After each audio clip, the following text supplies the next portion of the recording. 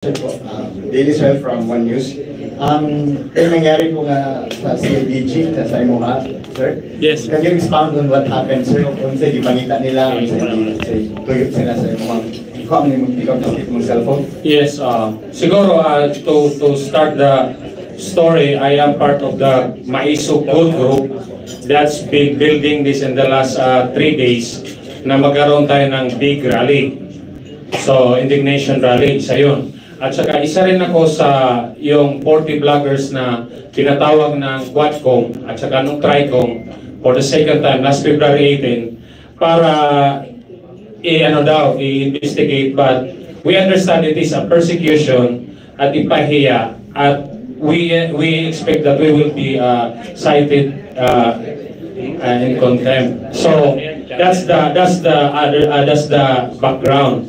Now, with all that background, I really did not expect na I think there was a time that I shared a post by Jason Sadat. Mr. CIDG Chief Tory was sick, and I was just saying, is this true? Yun lang ang sinabi ko. I just shared the post. Tapos na sinabi na agad ni Tory na he will file a cyber libel case against me and Jason Sa. But I forgot about it because that was months ago. Then suddenly, yesterday, from setting up the stage sa rally natin, I went home at around 11:30. By 11:45, at least a dozen of police personnel, CIDG personnel, came to my house. Sa third floor na, nakapasok na sila. Tapos they said, okay, we have a warrant, search warrant, and don't give us your cell phone and your computers. And they barged in like very forcefully. Tapos we cannot move. My wife, Tita, was really reacting, but while she was shouting and telling them that what's going on, talagang sinabi niya, we will arrest you. Parang tutulayan na natin to, bibit-bitin natin to. Sabi ko, I need my lawyers. I need you need to give me the time to have my lawyers around kung paano nyo ako abusuhin. At talagang inabuso ako. Nung kinuha yung cellphone ko, mismo sila may laptop, instead of seizing it and preserving it as an evidence, kung may cyber libel man ako na crime, they put a laptop on my table, and they even used the electricity, and for 3 hours they tried to probe and download all the content of my cell phone. I said, I object on that activity because you're not supposed to probe or check without the supervision of the court. Kasi ebidensya yan eh. What if you plant something in it? Tapos ang dami kong kaibigan na tulad natin. We are normal citizens that are expressing our disagreement with the government. So, despite my objection, talagang ginawa nilang harap-harapan for 3 to 4 hours. I cannot do anything because they won't allow me to touch my phone. Do you think, sir, it has something to do with you organizing the Maiso rally? It's very obvious because the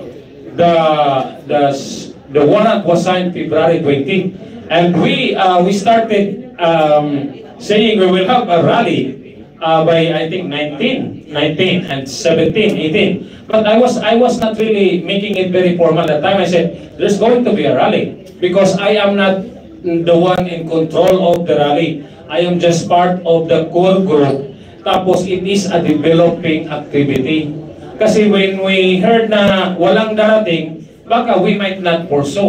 It just happened that when we float the idea, help, support, and yung encouragement keep coming. Kaya we were able to come up with this big event, and in fact, we're very happy to have the Duterte candidates coming in because this is parang kumbaga reinforcement too. We need help.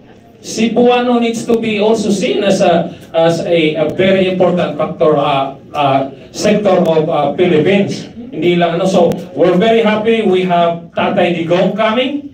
We are very happy Attorney Bundok, Attorney Vic Rodriguez, and I believe yung advocacy nila, yung objective nila are aligned with our Cebuano and Filipino ordinary citizens. And of course, with Duterte. So we're very happy to have this. Sir, ang imong cellphone, laptop, confiscate from kinsa nga unit, sir? Ako ang unit, duha ka unit ako. Kinsa nga unit ang nag-operate? CIDG, I think, Manila. They sent a colonel, lieutenant colonel, and a major, and all these guys. They said cyber tech na group. Draco, yes, and yes, and they tried to really. I suspect may apat sila na tao na naka-live all the time, and I think some gods are watching me enjoying the activity na talagang I was caught off guard. Tapos I think nag-live sila, and I think they are trying to download my data and put it online directly to Manila. So sa mga friends ko, I am not hiding anything. There's nothing that I'm hiding. Pero sa Facebook na June Abines and Ernest Abines, I was able to retrieve control, but I suspect they are spying on it and unfriend me, or yung mga, if you send messages, be careful with your jokes or anything, because the enemy is already watching. We are under silent martial law. So naasa ilaaron ang custody sa imong cellphone, sir, naasa ilaaron, sir? Again, Cellphone nimo and laptop na agyapon sa ilaaron. andon sa kanila yung cellphone, and I maybe my lawyer, Attorney Helen can help. The cell phone and the PC, the desktop of Yes. desktop of Sir June Abines is already in the possession of the PNP forces. I don't know if it's coincidence or not.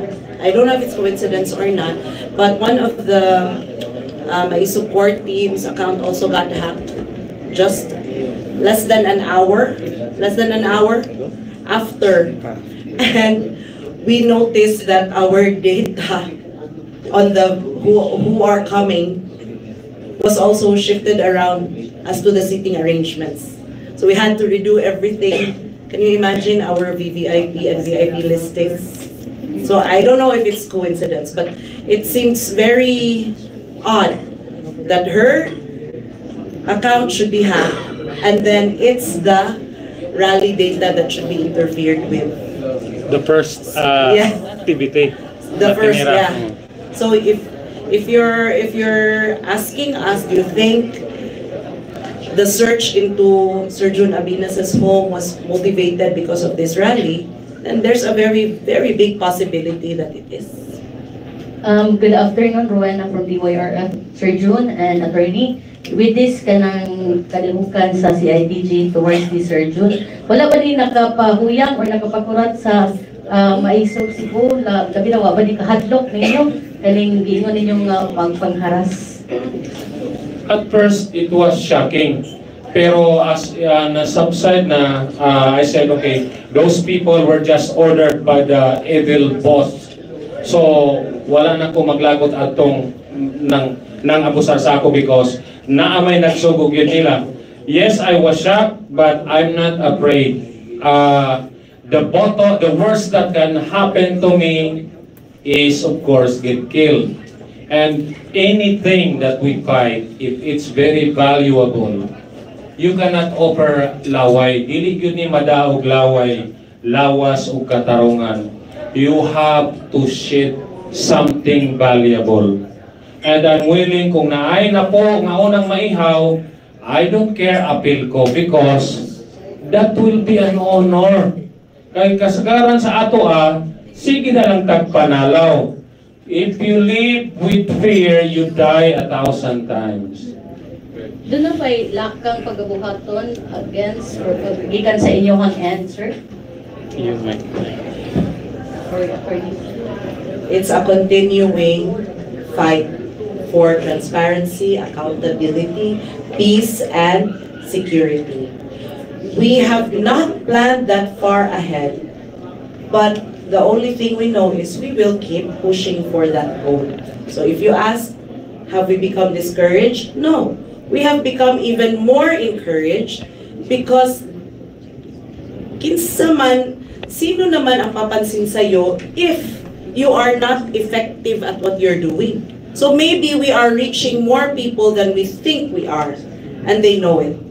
So keep on fighting. Someone's fighting back, so you must be pushing forward.